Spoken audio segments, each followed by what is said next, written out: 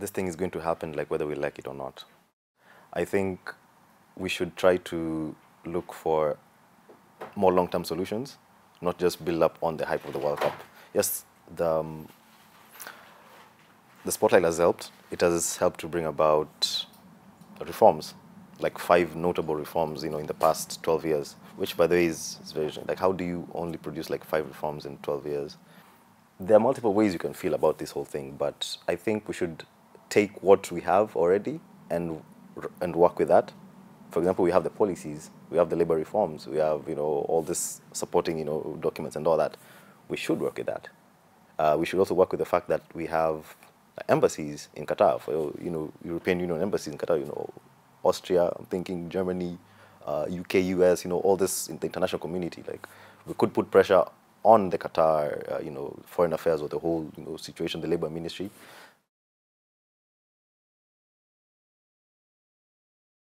My story is not so different from other people's stories. As migrant workers, there's this, situation that just cuts, across the board.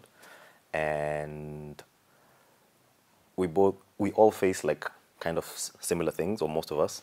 As a migrant worker, you definitely are going to face a couple of challenges, that is going to be, general for like a lot of people. So living conditions, that's the first thing. You're going to be housed in cramped quarters, no sense of privacy at all. 6, 8, 10 people, 12. I've seen 12 also as well. You're going to be housed in rooms that are filled with mold, bed bugs as well. Just the sanitary situation is not looking too good. So food quality, appalling. I don't know how to describe it, just basically, I would say just trash, I would say. Funny thing, the food I got in prison was much better than the food I got as a migrant worker. That should open your eyes a bit. I got better food in prison than I did as a migrant worker. That just goes to show you like how migrant workers are, the type of situations they face. Understand? How can a prisoner get better food than a migrant worker? You understand? So I'm laughing, but it's not a laughing matter. Working conditions. So according to the labor law, you're only supposed to work for 8 hours, right? So, and an additional 2 hours overtime. How I interpreted this when I read it is the 2 hours supposed to be optional. You can choose like whether or not you want to do overtime. Like, they can't, make you like work overtime, understand? But in most cases, people generally just, do it, to get the extra money, but it should be optional. And also the day off, for example, you can choose whether or not to use that as overtime as well. I worked in 2 companies while I was in Qatar. So first company, second company. So the first company, I actually had very good like welfare standards. Like, I could choose whether or not I wanted to do overtime on my day off. And I definitely did, because I was working 8 hours a day.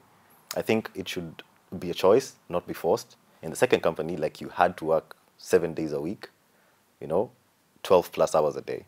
Understand?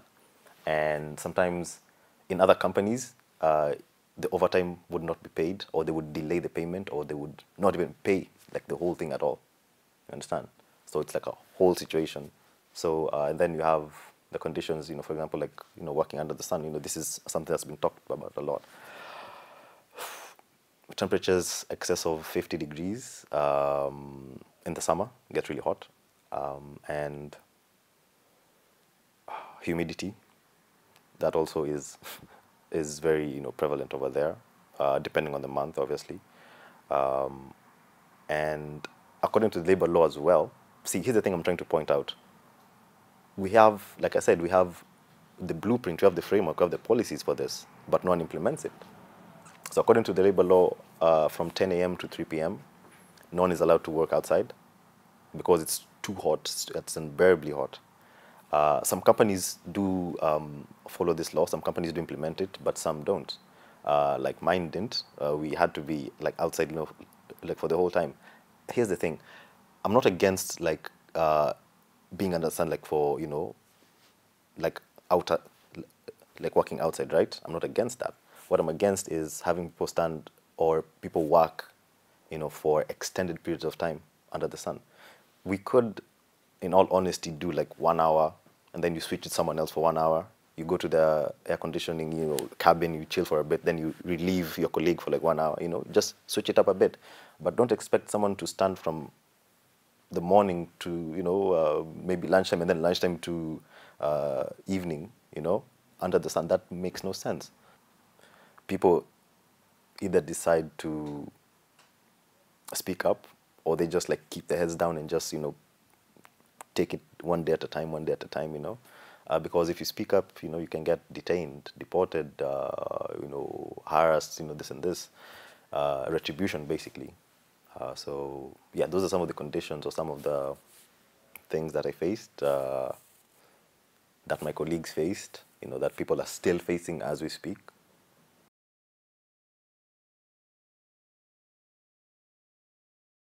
After paying the fine, which was unjustified, but after paying the fine, I was basically free to stay in Qatar. I could get any job that I wanted, assuming that I got the offer letter and all that.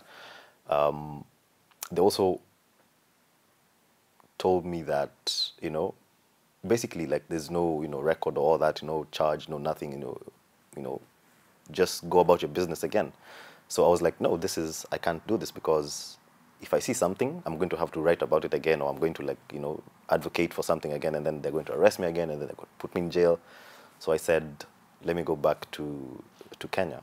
So when I reached in Kenya, I was attached with Amnesty Kenya for, some months, and, I got to learn about a couple of things here and there, here and there.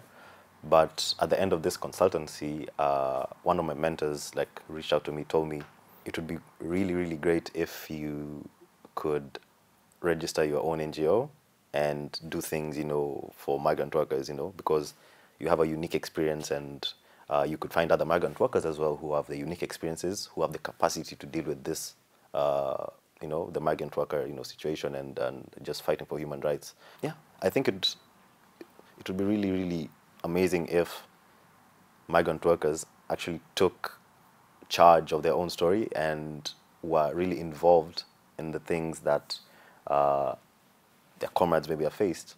It's almost poetic, to be honest.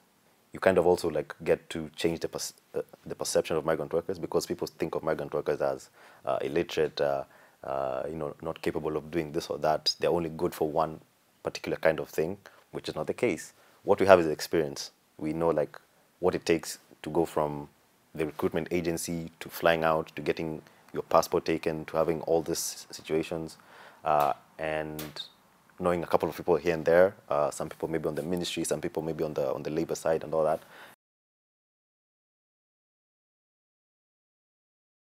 I would not dissuade anyone from migrating. You can't really dissuade anyone from migrating. Like, people will migrate regardless. What I can do is, and this is another thing that I'm trying to do, I'm trying to like find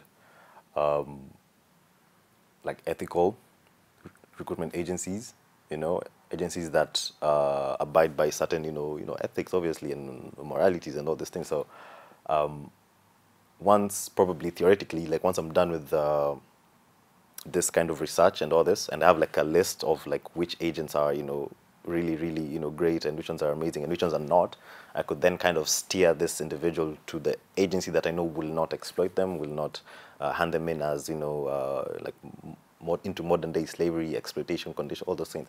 It's more or less a gamble, to be honest. Like, you get into Qatar, like you can either get a good company or a bad company.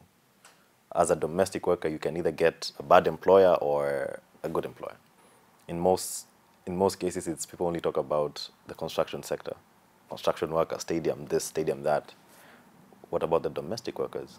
In spite of them having a law which was only introduced just because of, international pressure and all that, they still face a lot of risks, abuse and assault and all these kind of things. And the embassies are doing nothing about it. It's like, see no evil, hear no evil kind of situation, understand, which makes no sense, and it's very frustrating. Yeah, so domestic workers need to be also in the conversation. After the World Cup, like, it won't be only stadium. People will even forget about the stadiums. 2.9, 2.7-ish million migrant workers. Only a fraction of those are involved with actual stadiums. The rest, who's talking about them? You mean to tell me that only the people who work in stadiums are entitled to human rights? That makes no sense. First of all, I think FIFA has failed uh, migrant workers massively, understand? And honestly, like, I don't really even think, like, it's only because, like, FIFA is there, but honestly, like, I wouldn't even engage, like, with them because they're doing nothing, you know?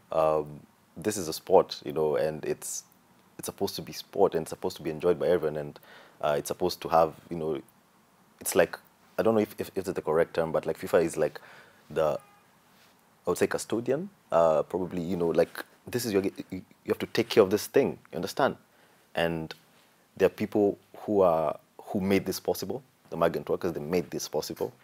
And if I was FIFA, like, I'm hearing about all these things, I'm hearing about all the exploitation, all the abuses, all the conditions, all these things, I'm hearing about this. If that was me, I would definitely find a way to act or to bring about, solutions or this and this. People are different, and it's very hard to convince someone about something unless they want to uh, be involved in some way. You can't, like, force someone to pay attention to human rights abuses. You can't force someone to open their eyes to exploitation. The only thing we can do is just raise awareness, just put it out there, and let each individual, like, figure that out for themselves.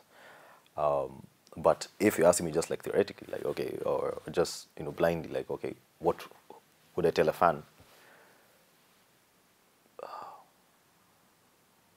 Keep the conversation going, definitely, because the more we talk about it, the more it's out there, the more people get involved, the more uh, support we get, from, the public and, civil society, and yeah. So definitely keep the conversation going. And if you are, like, going to be, like, in the games, in the stadium, in Qatar as well, just take some time to say hi to a migrant worker, just ask about, like, how's the day been, like, just ask, just be human, basically, just interact with them, you understand? Because that would be really awesome, because it would make us feel, like, visible. For the most part, we are invisible. But also, just, you don't really need to be, political about this. You could just be decent, just have a conversation, and yeah, just have a conversation, see where that leads. Conversation, yes, is important, but here's the thing: what actually changes things is legislation. Yeah, as we can do all the press we want, all the statements, all the the big campaigns and all that, but at the end of the day, it's legislation that changes things. It's policy, it's laws, it's legislation, it's all that. So if people could put pressure on the leaders, on the government, on the foreign affairs, to actually have a sit down with, be it Qatar, be it Dubai, be it Saudi, uh, dialogue and discourse, exchange of information, all that would definitely be more, like, in the long term, would prove to be more beneficial. If you can get things into law, if you can get, like, things passed, if you can get them to implement what they've already like, put out there, so people can put pressure on the leaders to um, have the representative. For example, in this case, it's the, let's say, the Austrian ambassador, to Qatar, or the German ambassador to Qatar, or something of the sort. If they can be in the same room with people with the ability to make decisions, that would be progress. And if we can get Qatar to uphold or maintain the labor reforms that they've already introduced, not regress on them, not go back on them, and if you can get them to introduce new ones as well, that would be really amazing.